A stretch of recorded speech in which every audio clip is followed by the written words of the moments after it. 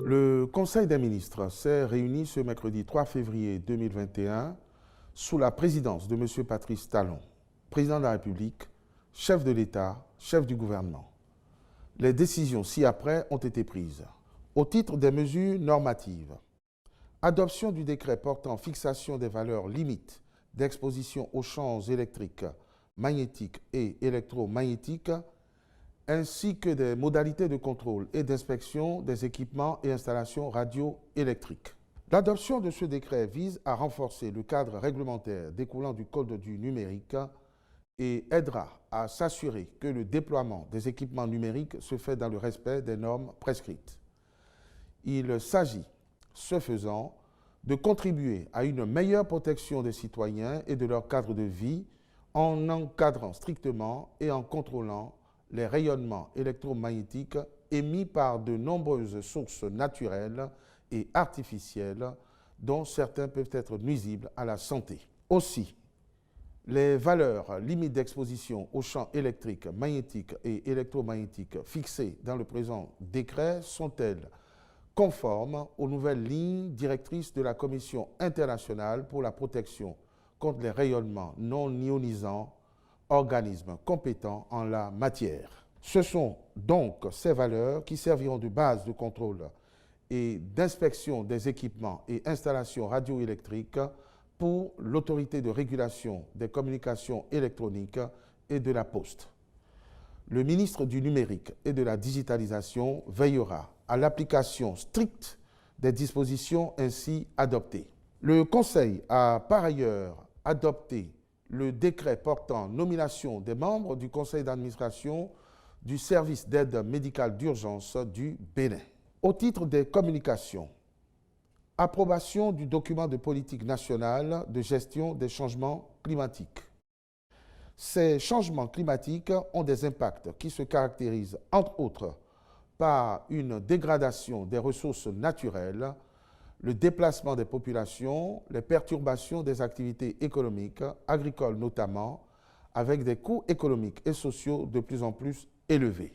Aussi, une politique nationale est-elle nécessaire en la matière afin d'harmoniser les interventions des différents acteurs autour d'une vision commune et des orientations partagées. C'est pourquoi le Conseil a approuvé le présent document basé sur la vision de faire du Bénin à l'horizon 2030, un pays résilient au changement climatique avec une capacité adaptative suffisante et des mécanismes appropriés d'anticipation et de réaction face aux risques climatiques, une croissance à faible émission de carbone et dont les institutions, organisations, entreprises et citoyens adoptent des pratiques, attitudes et comportements climato-sensibles. Pour ce faire, le document de politique nationale entend mettre l'accent sur la gouvernance des changements climatiques, le renforcement des capacités institutionnelles, individuelles et matérielles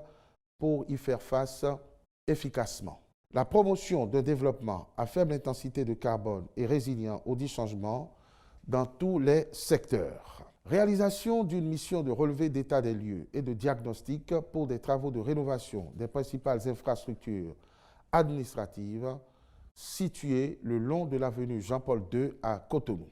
En vue d'optimiser les travaux en cours autour du boulevard de la Marina, il est envisagé, entre autres, la rénovation des bâtiments abritant le palais de justice, la cour d'appel, les tours administratives, le ministère des Affaires étrangères et de la coopération, le ministère de l'Industrie et du Commerce, le ministère du Plan et du Développement, le ministère de l'Économie et des Finances, la Direction générale du Trésor et de la comptabilité publique. Le relevé de l'état des lieux ainsi que le diagnostic dont ils feront l'objet permettront d'intervenir au plan architectural en vue d'une harmonisation globale avec les nouvelles infrastructures en cours de réalisation dans la zone, sans compter la prise en compte des améliorations attendues au niveau de la consommation en énergie électrique. Contractualisation pour la mise en œuvre de mesures urgentes de soutien à un agropastoralisme apaisé au titre de la campagne de transhumance nationale 2020-2021.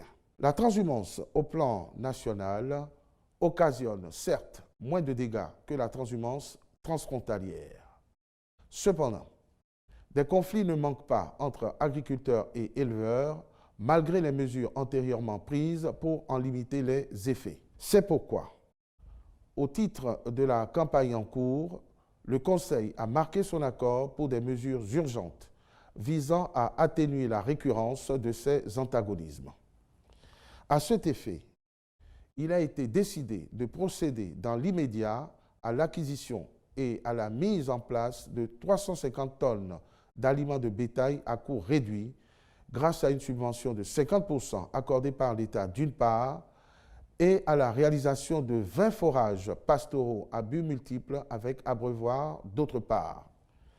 Le ministre de l'Agriculture, de l'Élevage et de la Pêche veillera à la bonne exécution des marchés avec les prestataires retenus et fera procéder à l'identification des bénéficiaires. Ces actions seront suivies d'autres mesures à moyen et à long terme, l'objectif visé étant de trouver une solution durable à la transhumance. Ainsi, il s'agira notamment de la facilitation de l'accès des organisations de producteurs au microcrédit et au Fonds national de développement agricole, l'appui à la mise en place des parcelles fourragères pour soutenir l'élevage des ruminants, l'élaboration et la mise en œuvre d'un plan triennal de gestion de la transhumance. Au titre des mesures individuelles, M. Alonado Wilfried Adissin est nommé directeur général de la Société des aéroports du Bénin.